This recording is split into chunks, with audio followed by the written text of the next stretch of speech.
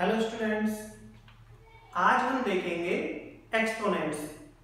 Exponents क्या होते हैं, एक्सपोनेंट्स की हमें रिक्वायरमेंट क्या है और एक्सपोनेंट्स को रियल लाइफ में हम कहां पर यूज करते हैं।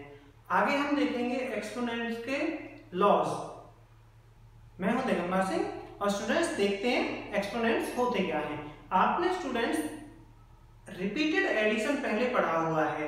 रिपीटेड एडिशन क्या होता है, चलिए मैं एक बार फिर से रिवाइज करा देता हूं। जब किसी एक ही नंबर को बार बार रिपीट करके ऐड करते हैं, जैसे एग्जांपल देखिए 3 + 3 + 3 + 3 + 3, हमने 3 को 5 टाइम्स ऐड किया है, तो इसका मतलब क्या होता है? इसका मतलब होता है the number multiplied by the number of times the number is repeated. 3 + 3 + 3 + 3 + 3 is equal to होता है स्टूडेंट्स 3 × 5। ये आपने पढ़ा है, आपने टेबल्स भी लर्न की हुई होंगी पहले। वहां पर भी रिपीटेड एडिशन को छोटा करने के लिए, जल्दी करने के लिए, कन्वीनियंट बनाने के लिए रिपीटेड एडिशन को हम मल्टीप्लिकेशन से रिप्लेस कर देते हैं, जैसा हमने यहां किया है। तो 3 को 5 टाइम्स ऐड किया तो हम लिख सकते हैं 3 × 5। इनकी दोनों की वैल्यू सेम है। तो स्टूडेंट्स इसी तरह से अपने नंबर्स को कन्वीनियंट बनाने के लिए, छोटे रखने के लिए, कॉम्प्लिकेशंस से बचने के लिए हम एक्सपोनेंट्स का यूज करते हैं। एक्सपोनेंट्स होता है रिपीटेड मल्टीप्लिकेशन। देखते हैं, मैंने एक एग्जांपल लिया है 5 × 5 × 5 × 5। तो स्टूडेंट्स जब हमने 5 को 4 टाइम्स मल्टीप्लाई किया, यहां पर तो मैंने केवल 4 टाइम्स मल्टीप्लाई किया है। आप मान के चलिए हमें 5 को 20 टाइम्स मल्टीप्लाई करना पड़े तो हमारा एक्सप्रेशन इतना लंबा बनेगा। तो क्या हम उसको उतनी बार लिखें और कहीं पर गलती से एक नंबर लिखना रह गया, 20 की जगह 19 लिख दिया, अभी भी मैं बहुत छोटे नंबर्स की बात कर रहा हूं। अगर हमें उसे 100 टाइम्स लिखना पड़े तो मे भी हमारा बोर्ड कम पड़ेगा। और जब हम और बड़ी कैलकुलेशंस करने लगे, मान लीजिए यहां से सन की दूरी कितनी है, बहुत बड़ी कैलकुलेशन हो जाएगी।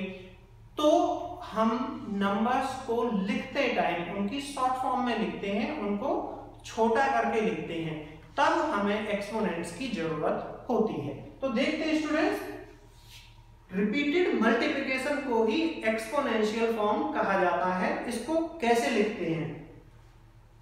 हमने 5 को 4 टाइम्स मल्टीप्लाई किया है, तो स्टूडेंट्स इसको हम लिख सकते हैं 5 raised to power 4। 5 5 5 5 को लिख सकते हैं 5 raised to power 4। हमने देखा हमें लिखने में कितनी आसानी है। हमने 4 बार 5 को रिपीट किया, उसकी जगह हमने एक सिंपल छोटा सा एक्सप्रेशन लिख दिया 5 raised to power 4। अब देखते हैं स्टूडेंट्स, इसमें 5 और 4 दो चीजें हैं, इनको क्या क्या कहा जाता है? 5 raised to power 4, इसको किस तरह से रीड किया जाएगा? इसको रीड किया जाएगा 5 raised to the power 4। 5 raised to the power 4। 5 यहां पे हमारा बेस है और जो 4 है इसको एक्सपोनेंट या फिर पावर कहा जाता है। जो नीचे वाला नंबर होगा उसको बेस कहा जाता है, जो नंबर बार बार रिपीट हो रहा है। मैंने अभी आपको बताया था 5 को अगर 4 बार मल्टीप्लाई किया, 5 को 4 टाइम्स मल्टीप्लाई किया, 5 × 5 × 5 × 5, तो उसको हम लिखते हैं 5 raised to power 4। तो 5 जो नंबर है वो हमारा बेस है, जिस नंबर को हमने रिपीट किया है। जितनी बार रिपीट किया है वो हमारी पावर है। यहां पर हमारी पावर है 4, एक्सपोनेंट है हमारा 4, इसको इंडेक्स भी कहा जाता है स्टूडेंट्स। अब हम देखते हैं स्टूडेंट्स, हमें इसकी जरूरत क्यों है, हमें क्या जरूरत है हमारी रियल लाइफ में, हम इसको कहां पे यूज करते हैं? स्टूडेंट्स जब आपको बहुत छोटा नंबर आप कैसे समझ सकते हैं? बैक्टीरिया आपने देखे हैं, वायरस आजकल चल रहा है, वायरस का साइज क्या होता है? इतना छोटा होता है कि उसको हम अपनी नेकेड आईज से नहीं देख सकते, यानी कि बिना किसी हेल्प के, बिना कोई लेंस यूज किए, बिना माइक्रोस्कोप यूज किए हुए हम उसे नहीं देख पाते हैं, तो उसका साइज बहुत ही छोटा है। अब उस साइज को लिखने के लिए हमें क्या चाहिए? उस साइज को लिखने के लिए हमें एक्सपोनेंट्स की जरूरत होती है, या कोई नंबर बहुत ज्यादा बड़ा हो, जैसे मैंने आपको पहले भी एग्जांपल दिया था, the distance between earth and sun, बहुत ज्यादा डिस्टेंस है, लाइट ईयर्स है, तो उसको रिप्रेजेंट करने के लिए भी हमें एक्सपोनेंट्स की जरूरत होती है। इससे अलग स्टूडेंट्स रियल लाइफ में नंबर्स को बहुत ज्यादा बार रिपीट करने से बचने के लिए भी हम एक्सपोनेंट्स को यूज करते हैं। चलिए स्टूडेंट्स देखते हैं लॉज ऑफ एक्सपोनेंट्स किस तरह से होते हैं। जैसा आप पिक्चर में देख पा रहे हैं, सारे लॉज ऑफ एक्सपोनेंट्स यहां पर बता दिए गए हैं। अब हम एक एक करके सारे लॉज को डिस्कस करेंगे। तो स्टूडेंट्स हमारा पहला लॉ ऑफ एक्सपोनेंट्स है multiplying the powers having same base. चलिए देखते हैं, हमारे पास कोई नंबर है a raise to power n और दूसरा नंबर है a raise to power n। इनमें हमारा बेस a है सेम, तो हमारा रूल कहता है अगर आपके बेस सेम हो और पावर अलग अलग हो, तो ऐसे एक्सपोनेंट्स को, ऐसे नंबर्स को हमें मल्टीप्लाई करना पड़े तो हमें बेस सेम रखकर उसके पावर्स को ऐड कर दिया जाता है, यानी कि a की पावर m प्लस n। चलिए इसको थोड़ा डिटेल में देखते हैं, एग्जांपल से देखते हैं। हमने एग्जांपल लिया है 5 रेज़ टू पावर 3, आप समझ सकते हैं, multiply by 5 raise to power 2। देखते हैं यहाँ पर हमारा बेस सेम है 5, तो हमारा यहाँ भी बेस सेम था, a था। हमारे एक्सपोनेंट्स अलग अलग हैं, यहाँ 2 है और 3 है, तो इस रूल के अकॉर्डिंग हमारा आंसर आना चाहिए 5 रेज़ टू पावर 3 प्लस 2। तो मैंने इसको डिटेल किया है, एक्सप्लेन किया है। 5 रेज़ टू पावर 3 को स्टूडेंट 5 into 5 into 5 लिख सकते हैं, बहुत ही आसान है, सबसे पहले यही एक्सप्लेन किया गया था। 5 रेज़ टू पावर 2 को हम 5 into 5 लिख सकते हैं। तो स्टूडेंट्स अब आप यहाँ से देखिए हमारा 5 कितनी बार रिपीट हुआ है, हमारा 5 टाइम्स रिपीट हुआ है, तो इसको हम क्या लिख सकते हैं 5 रेज़ टू पावर 5। यही तो हमारा लॉ कह रहा है। तो आपको लॉज को रटने की जरूरत नहीं है, आप इन्हें समझ लेंगे तो आपको करने में आसानी रहेगी, कंसेप्ट आपका क्लियर रहेगा। दूसरा लॉ है स्टूडेंट्स हमारा डिवाइड द एक्सपोनेंट्स। अगर हमारे बेस सेम हो और पावर अलग अलग हो और उन एक्सपोनेंट्स को हमें डिवाइड करना हो, तो हम किस तरह से करते हैं देखते हैं। a raise to power m divided by a raise to power n। इसको स्टूडेंट्स इस तरह से भी लिखा जाता है a raise to power m upon a raise to power n। ये और ये सेम चीजें हैं, कंफ्यूज नहीं होना है। आगे देखते हैं, इसको अगर हम सॉल्व करते हैं तो शॉर्ट फॉर्म में हम लिख सकते हैं a raise to power m minus n, same a raise to power m minus n। एक एग्जांपल से समझने की कोशिश करते हैं। 3 raise to power 4 divided by 3 raise to power 2। Law के अकॉर्डिंग ये आना चाहिए 3 रेज़ टू पावर 4 माइनस 2। तो यहां पर हम देख सकते हैं 3 3 3 3 डिवाइडेड बाय 3 into 3। आप जब डिवाइड करते हैं तो आप कॉमन फैक्टर्स को कैंसिल आउट कर देते हैं, वही हमने किया है। 3 से 3 कैंसिल आउट हो गए, बचा क्या 3 into 3, उसको हम लिख सकते हैं 3 रेज़ टू पावर 2। यही तो हमारा लॉ था। तो देखा स्टूडेंट्स आपने किस तरह से एक्सपोनेंट्स हमारी कैलकुलेशंस को सिंपल कर रहे हैं। नेक्स्ट लॉ देखते हैं स्टूडेंट्स, अगर हमारे बेस अलग अलग हों लेकिन पावर सेम हो और उन्हें हमें मल्टीप्लाई करना पड़े और डिवाइड करना पड़े। आपने अभी देखा था जब बेस सेम थे लेकिन पावर डिफरेंट थी और उनको हमने मल्टीप्लाई किया था और डिवाइड किया था। अब हम देखेंगे बेस अलग अलग हैं लेकिन पावर दोनों की सेम है, तो मल्टीप्लाई और डिवाइड करते टाइम किस तरह से होता है चलिए देखते हैं। a raise to power m multiplied by b raise to power m। देखिए यहाँ पर यहाँ बेस a है, यहाँ बेस b है और दोनों की पावर लेकिन सेम है, तो हमें सिंपली क्या करना है, बेस को मल्टीप्लाई करना है और उनकी पावर m कर देनी है, a into b raise to power m। आगे देखते हैं स्टूडेंट्स, इसी तरह से डिवाइड करते टाइम अगर बेस अलग अलग हो और पावर सेम हो, a raise to power m divided by b raise to power m या फिर a raise to power m upon b raise to power n, ये दोनों सेम चीजें हैं, तो क्या करेंगे a upon b raise to power n। बहुत ही सिंपल है, कंफ्यूज नहीं होना है। अगर बेस सेम है, पावर्स अलग अलग हैं, तो मल्टीप्लाई करते टाइम पावर्स ऐड हो जाती हैं, बेस सेम रहेगा। पावर्स ऐड होंगी, ध्यान रखना। बेस सेम है और डिवाइड करना है, तो डिवाइड करते टाइम बेस वही रहेगा, पावर्स सब्ट्रैक्ट हो जाएंगी।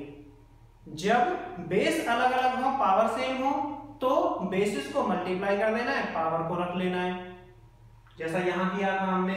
इसी तरह से डिवाइड करते टाइम बेस अलग अलग हो तो बेस a/b होगा और उसकी पावर जो कॉमन पावर है वो हो जाएगी। 3⁻² मल्टीप्लाई बाय 5⁻²। हमने यहाँ पर बेसिस अलग अलग रखे हैं, पावर सेम रखी है, पावर 2 है दोनों जगह, बेस 3 और 5 अलग अलग हैं, तो अकॉर्डिंग टू द लॉ होना चाहिए 3 × 5⁻²।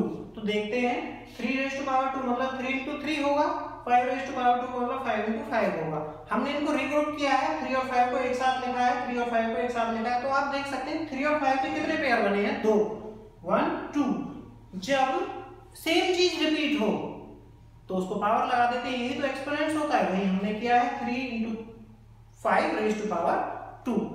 नेक्स्ट लॉ देखते हैं स्टूडेंट। नेक्स्ट लॉ है पावर ऑफ पावर। अगर किसी एक्सपोनेंट्स की पावर के ऊपर एक और पावर लगी हुई हो तो किस तरह से हम करते हैं, देखते हैं। a⁻m हमने यहाँ पे किया a⁻m और उसके ऊपर एक पावर और लगी हुई है n, तो अकॉर्डिंग टू लॉ होता है पावर के ऊपर अगर पावर लगी हुई हो तो हम बेस वही रखेंगे, पावर्स को आपस में मल्टीप्लाई कर देंगे, a⁻m multiplied by n, m × n। तो देखते हैं, एक एग्जांपल से देखते हैं। 5⁻² और उसकी पावर 3, अकॉर्डिंग टू लॉ होना चाहिए 5⁻² × 3, 2 × 3 6 होता है, तो हमारा आंसर आना चाहिए 5⁻6। चलिए देखते हैं 5⁻3, 5⁻2 और उसकी पावर 3। हमने एक्सप्रेशन को सॉल्व किया है, 5⁻2 की 3 पावर है, तो 5⁻2 मल्टीप्लाई 5⁻2 5⁻2, हमने इस नंबर को 3 बार मल्टीप्लाई कर दिया है। अब देखते हैं 5⁻2 का मतलब क्या होता है, 5 × 5 5 × 5 5 × 5। हम देख सकते हैं स्टूडेंट्स हमारा 5 6 टाइम्स रिपीट हो रहा है, 5⁻6, यही तो हमारा लॉ कहता है। तो स्टूडेंट्स हमें इतनी सारी कैलकुलेशंस करने की जरूरत नहीं रहेगी, हम लॉज को लर्न करेंगे, लेकिन लर्न करने से पहले आपको लॉज को समझना जरूरी है। मैं उम्मीद कर रहा हूं आप अच्छे से समझ रहे हैं और पूरा ध्यान दे रहे हैं। चलिए अगला लॉ देखते हैं। अगला लॉ है, अगर किसी नंबर की पावर 0 हो, उसको बोलते हैं जीरो एक्सपोनेंट। अगर किसी भी नंबर की पावर 0 आ जाए तो अब आप बताइए उस नंबर को कितनी बार रिपीट करेंगे, एक बार भी रिपीट नहीं करेंगे, तो उसकी वैल्यू होती है 1। a⁻0 = 1। चलिए स्टूडेंट्स देखते हैं 3⁻3 डिवाइडेड बाय 3⁻3, तो क्या होगा, 3 की पावर, हमने लॉ पहले पढ़ा था, बेस सेम है तो पावर्स माइनस हो जाते हैं, 3⁻3 - 3। हमने देखा 3⁻3 - 3 मतलब 3⁻0 होता है। अब इसको हम सॉल्व करने की कोशिश करते हैं। 3⁻3 3 × 3 × 3 होगा, सिमिलरली नीचे भी 3 × 3 × 3 होगा। जब हम कॉमन फैक्टर्स को कैंसिल आउट करेंगे तो हम देखेंगे इसकी वैल्यू 1 आती है। तो आप देख सकते हैं स्टूडेंट, किसी भी नंबर की पावर 0 अगर हो तो उसकी वैल्यू 1 होती है। आगे देखते हैं स्टूडेंट्स, नेगेटिव एक्सपोनेंट्स क्या होते हैं, उनका क्या मतलब होता है। नेगेटिव एक्सपोनेंट्स बहुत ही छोटे नंबर को रिप्रेजेंट करने के लिए यूज किए जाते हैं। किसी नंबर की पावर अगर नेगेटिव हो इसका मतलब वो नंबर बहुत ही छोटा है। इसी तरह से आपने रेसिप्रोकल करना सीखा है, किसी नंबर का रेसिप्रोकल, मान लिया आपके पास 4 है, 4 का रेसिप्रोकल आप जब मैथमेटिकल एक्सप्रेशंस को सॉल्व करते हैं तो डिवाइड को सॉल्व करते टाइम क्या करते थे आप, डिवाइड को मल्टीप्लाई में चेंज करते थे और मल्टीप्लाई में चेंज करने के बाद जो उसके राइट साइड वाला नंबर होता था उसका रेसिप्रोकल ले लेते थे। तो वही कंसेप्ट हमें यहाँ पर भी जरूरत होगी, हमें रेसिप्रोकल्स, एक्सपोनेंट के रेसिप्रोकल्स की जरूरत पड़ेगी। तो एक्सपोनेंट का रेसिप्रोकल किस तरह से लिखा जाता है, चलिए देखते हैं। हमारे पास कोई नंबर है a⁻n, तो इसका रेसिप्रोकल कैसे लिखेंगे? हमारे पास कोई नंबर है 4, उसका रेसिप्रोकल कैसे लिखते हैं? 1/4। इसी तरह से a raise to power n का रेसिप्रोकल उसी तरह से 1/a raise to power n होता है। स्टूडेंट्स थोड़ा सा डिफरेंस है, इसको हम a raise to power -n भी लिख सकते हैं। 1/a raise to power n को a raise to power -n भी लिखा जा सकता है। इसका मतलब a raise to power n का reciprocal 1/a raise to power n हो सकता है या फिर a raise to power -n हो सकता है। ये दोनों सेम नंबर्स हैं। और देखते हैं, अगर हमारे पास कोई रेशनल नंबर है a/b, उसकी पावर -n है, तो इस नंबर को हम किस तरह से लिख सकते हैं? नेगेटिव एक्सपोनेंट का मतलब स्टूडेंट्स हमें पता था, नेगेटिव एक्सपोनेंट्स का मतलब क्या है स्टूडेंट्स? हमने देखा था नेगेटिव को 1 यानी कि रेसिप्रोकल करके पॉजिटिव में चेंज किया जा सकता है। तो वही हम यहाँ पर करेंगे। नेगेटिव n है a/b raise to power negative n। Negative sign को अगर हम अंदर ले जाएं यानी कि नेगेटिव एक्सपोनेंट को अंदर ले जाएं तो हम उसका एक्सपोनेंट का रेसिप्रोकल कर देंगे। हमने a/b का रेसिप्रोकल कर दिया b/a और हमारी पावर हुई n। तो देख, इस चीज का रेसिप्रोकल का और इस एक्सप्रेशन का आप जब एक्सपोनेंट के एक्सप्रेशंस को सॉल्व करेंगे, मैथमेटिकल एक्सप्रेशंस को सॉल्व करेंगे, तब आप बहुत बार यूज करेंगे। ये बहुत ही इंपॉर्टेंट कंसेप्ट है, इस चीज को अच्छे से समझ लीजिएगा। आगे देखते हैं स्टूडेंट्स, अगर किसी नेगेटिव नंबर का एक्सपोनेंट हो तो हम किस तरह से सॉल्व करते हैं? हमने देखा था किसी नंबर का एक्सपोनेंट अगर नेगेटिव हो तो कैसे सॉल्व करते हैं, इसका मतलब उसका रेसिप्रोकल होता है, अभी हमने पढ़ा था। अब हम देखेंगे अगर किसी नेगेटिव नंबर का एक्सपोनेंट हो तो क्या करते हैं, देखते हैं। अगर हमारा कोई नंबर है -a और उसका एक्सपोनेंट है m, तो उसकी value a raise to power m के इक्वल होती है अगर m इज इवन। अगर हमारा एक्सपोनेंट इवन नंबर है, जैसे 2, 4, 6, 8 इवन नंबर है, तो हमारे एक्सप्रेशन की वैल्यू नेगेटिव साइन को हटाकर होती है। देखते हैं किस तरह से होता है। हमने एक एग्जांपल लिया है -3 रेज़ टू पावर 4। यहां पर हमारा जो नंबर है वो नेगेटिव है और हमारा एक्सपोनेंट इवन नंबर है। तो देखते हैं कैसे सॉल्व होता है। इसकी वैल्यू 3 रेज़ टू पावर 4 होनी चाहिए, हमारा रूल ऐसा कहता है। देखते हैं, -3 रेज़ टू पावर 4 को हमने लिखा है -3 मल्टीप्लाई -3 मल्टीप्लाई -3 मल्टीप्लाई -3। तो स्टूडेंट्स जब हम -3 और -3 को मल्टीप्लाई करते हैं, आपने पिछली क्लासेस में पढ़ा है, दो नेगेटिव नंबर्स को अगर मल्टीप्लाई करें तो नेगेटिव नेगेटिव पॉजिटिव हो जाता है, माइनस माइनस प्लस हो जाता है। 3 3 जा 9, तो हमारा आया 9 और यहां से हमारा आया 9 9 9 जा 81 3 रेज़ टू पावर 4 होता है, यानी कि 3 को 4 टाइम्स मल्टीप्लाई करें तो 81 आता है। तो हमने देखा अगर किसी नेगेटिव नंबर का एक्सपोनेंट इवन नंबर हो, -3 का एक्सपोनेंट इवन नंबर है, तो हमारी वैल्यू होगी इस तरह से a raise to power n। देखते हैं students, negative a raise to power n अगर हमारा m ऑड नंबर हो तो कैसे होता है? तो नेगेटिव साइन को बाहर ले लिया जाता है और a raise to power n, negative a raise to power m अगर हमारा m ऑड हो। किस तरह से होता है? -5 रेज़ टू पावर 3 हमारा एक नेगेटिव नंबर है -5 जिसकी पावर ऑड है, तो हमारा अकॉर्डिंग टू रूल होना चाहिए -5 रेज़ टू पावर 3।